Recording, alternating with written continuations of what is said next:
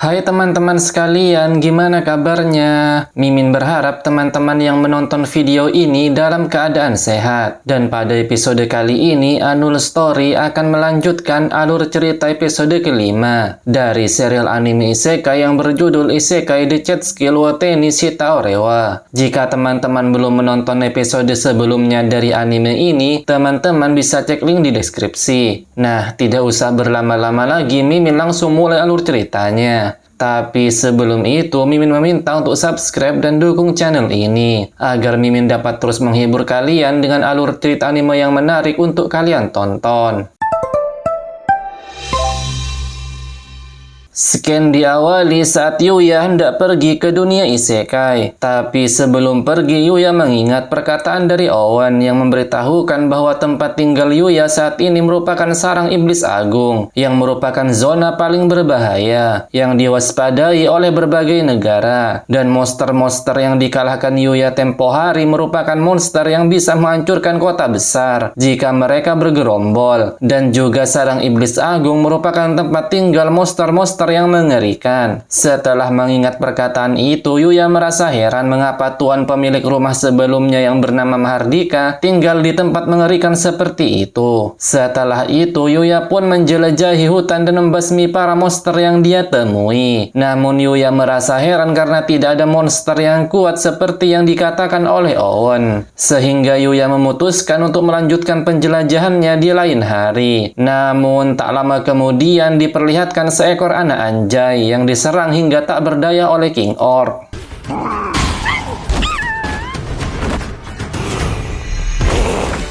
Yuya yang melihat hal itu mencoba menolong anak anjay tersebut. Namun Yuya dibuat terkejut saat melihat statistik tempur dari King Orc yang berlevel 600. Melihat statistik tersebut membuat Yuya merasa tak mampu, karena melihat levelnya yang masih belum cukup kuat untuk mengalahkan monster tersebut. Namun saat Yuya hendak pergi, dia mendengar suara anak anjay yang kesakitan karena terus dihajar habis-habisan oleh King Orc. Yuya pun berubah pikiran dan berpikir bahwa jika kakeknya berada di sini maka dia tidak akan membiarkannya. Yuya kemudian mengambil dua senjatanya dan bersiap menyerang King Orc. Tapi sebelum itu Yuya berpikir bahwa serangannya tidak akan mempan terhadap King Orc. Namun menurutnya yang terpenting serangannya dapat mengalihkan perhatian dari King Orc tersebut. Yuya pun melemparkan tombaknya, namun yang terjadi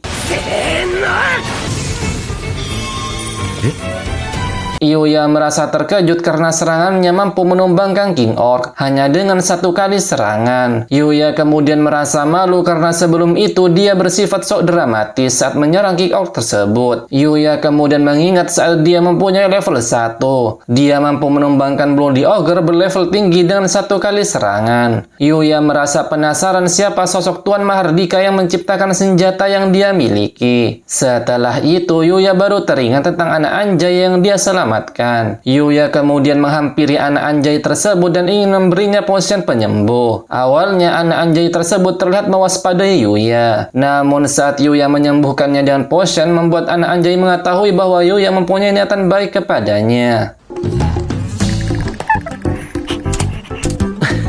Yuya kemudian menawarinya untuk tinggal bersamanya. Terlihat si anak anjay mengerti omongan Yuya. Si anak anjay kemudian terlihat senang dan menganggukkan kepalanya. Bersamaan dengan hal itu muncul screen virtual yang memberitahukan bahwa Yuya mendapatkan skill untuk menjinakkan monster. Yuya kemudian terkejut melihat status anak anjay yang sangat kuat karena berlevel 500 yang bernama Black Fenrir. Untuk mempererat hubungan mereka, Yuya akan memberikan monster peliharaannya nama. Yuya kemudian berpikir nama apa yang cocok untuk monster peliharaannya tersebut. Setelah melihat warna hitam dari bulunya, Yuya memutuskan untuk memberinya nama Night.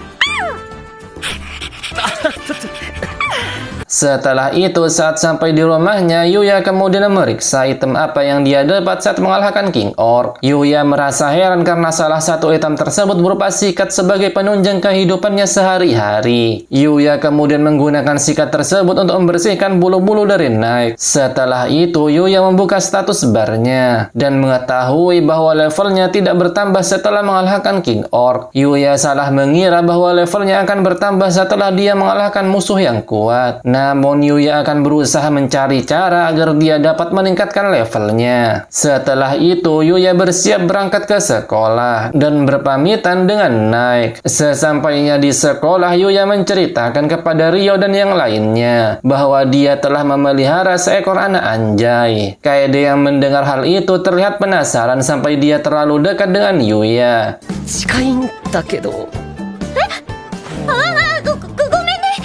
Yuya juga memberitahukan bahwa dia tidak mempunyai fotonya karena dia tidak memiliki smartphone. Mendengar hal itu membuat Ryo dan Shingo merasa bahwa Yuya membutuhkan smartphone karena saat ini zaman telah modern. Yuya pun akan mempertimbangkan hal itu. Namun saat ini Yuya sedang mencari pet shop untuk berbelanja kebutuhan anak anjaynya. Tapi Ryo dan Shingo tidak bisa menemani Yuya karena mereka mempunyai urusan. Mendengar hal itu, Kaede dengan muka yang memerah menawarkan diri untuk menemani Yuya berbelanja di pet shop. Singkat cerita, Yuya kembali ke rumah dan memberikan oleh-oleh untuk Nike dan menceritakan bahwa Yuya bersama temannya telah berbelanja di pet shop. Yuya kemudian memasangkan kalung ke Nike dan memberitahukan bahwa Nike harus memakai kalung dan tali saat dia pergi keluar rumah bersamanya. Setelah itu, Yuya pun mengajak Nike jalan-jalan sore ke taman dekat rumahnya. Scan kemudian berpindah. Yuya terlihat menjadi pusat perhatian terutama bagi para cewek-cewek yang ada di sana. Mereka merasa kombinasi Yuya dan Nike sangat sempurna antara cowok tampan dan anjay yang imut. Tak lama setelah itu, Yuya bertemu dengan Kaori yang kebetulan ada di sana. Yuya kemudian memperkenalkan keluarga barunya yang bernama Nike dan Kaori meminta izin untuk menyentuhnya.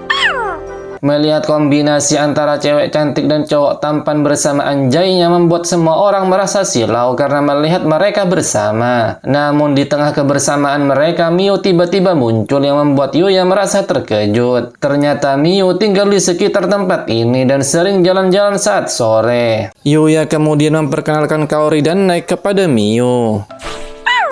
Yuya kemudian menjelaskan kepada Kaori bahwa dia mengenal Miu karena pernah bekerja sama dengan dia sebelumnya. Namun kebersamaan mereka kembali menjadi pusat perhatian karena sekarang kombinasi dua cewek cantik dan cowok tampan bersama dengan anjay imutnya. Terlihat juga semua orang yang ada di sana mengenali Miu karena dia merupakan model yang terkenal. Miu yang mengetahui bahwa mereka menjadi pusat perhatian berniat akan pergi. Namun sebelum itu Miu menanyakan apakah Yuya sering berjalan-jalan di tempat ini. Mendengar Yuya mengiyakan hal itu membuat Miu berkata bahwa dia akan sering bertemu dengannya seperti saat ini. Melihat kedekatan antara Miu dan Yuya membuat Kaori bertanya dengan gugup apakah Yuya berpacaran dengan Kaori. Namun Yuya membantah hal tersebut karena menurutnya dia tidak pantas dengannya. Namun tak lama setelah itu terlihat seorang penjambret yang telah berhasil mengambil tas dari seseorang. Melihat hal itu membuat Yuya meminta Nike untuk menangkap penjambret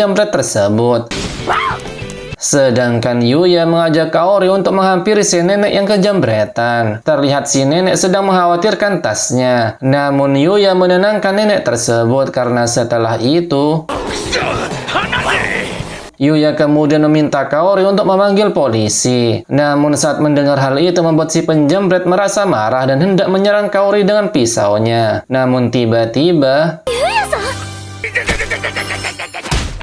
melihat aksi dari Yuya membuat semua orang memberikan tepuk tangan kepadanya. Kaori kemudian mengucapkan terima kasih karena Yuya telah menyelamatkannya kembali. Tak lama setelah itu polisi yang datang meringkus penjambret tersebut. Singkat cerita, Yuya kembali ke dunia isekai bersama Nike dan akan mengamankan hutan dari para monster agar dia lebih leluasa untuk melewatinya. Setelah itu Yuya dan Nike mulai membasmi monster yang mereka temui. Tak hanya Yuya, bahkan Nike sendiri saja sudah mampu membantai monster yang ada di sana. Namun tak lama kemudian Yuya bertemu dengan monster yang membuat Yuya memakai skill kamuflasenya. Setelah memeriksa statistik monster tersebut, diketahui bahwa monster yang dia temui bernama Crystal Deer yang berlevel 630. Yang diketahui juga mampu menggunakan kekuatan sihir. Melihat hal itu membuat Yuya berpikir tindakan apa yang akan dia lakukan. Namun tak lama kemudian Tak disangka Crystal Deer menyadari keberadaan Yuya yang menggunakan skill kamuflase. Hal itu membuat Yuya tidak mempunyai pilihan lain dan menyerang monster tersebut. Yuya kemudian menyuruh Nike untuk menyerang monster tersebut. Namun seperti yang diketahui sebelumnya, Crystal Deer mampu menggunakan kekuatan sihir api dari tanduknya. Tak hanya itu, bahkan Crystal Deer mampu menggunakan kekuatan sihir es dari tanduk yang satunya. Melihat hal itu membuat Yuya meminta Nike untuk membuat monster tersebut lengah. Crystal Deer kemudian menggunakan kekuatan terkuatnya untuk menyerang mereka berdua. Namun ternyata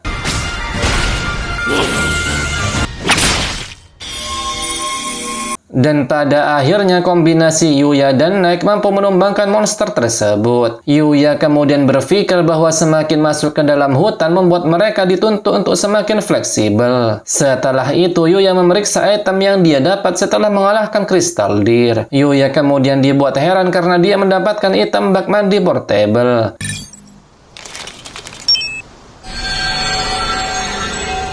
Namun karena saat ini dia berada di dalam hutan membuat dia merasa terlalu berbahaya apabila mereka berendam di tempat ini. Sekian kemudian berpindah. Sesampainya di rumah, Yuya kemudian menggunakan kamar mandi portable-nya dan berendam bersama anak anjaynya. Setelah itu Yuya kembali menjelajahi hutan dan saat ini dia bertarung melawan monster Needle Roller yang berlevel 610. Yuya terkena goresan karena tak mampu menahan serangan monster tersebut dengan sempurna. Karena serangan biasa masih belum bisa menembus pertahanan dari monster tersebut, membuat Yuya mencari cara agar dia bisa mengalahkannya. Yuya menyadari bahwa gerakan Needle Roller telah melambat, tidak seperti serangan yang sebelumnya. Hal itu membuat Yuya menunggu serangan dari Needle Roller dan menghindarinya di detik-detik terakhir. Rencana itu pun berhasil yang membuat Needle Roller menabrak batu di belakang Yuya, sehingga duri-durinya menancap ke batu tersebut. Momen itu dimanfaatkan Yuya dengan sangat baik dan segera menyerang Needle Roller. Setelah itu Yuya yang sedang mengecek status barnya mengetahui bahwa levelnya telah bertambah dan mendapatkan skill baru. Tak hanya itu, Nike juga berhasil naik level, dan Yuya juga menyadari bahwa peningkatan level Nike mirip dengannya. Setelah itu ketika Yuya hendak melanjutkan perburuannya, namun secara tiba-tiba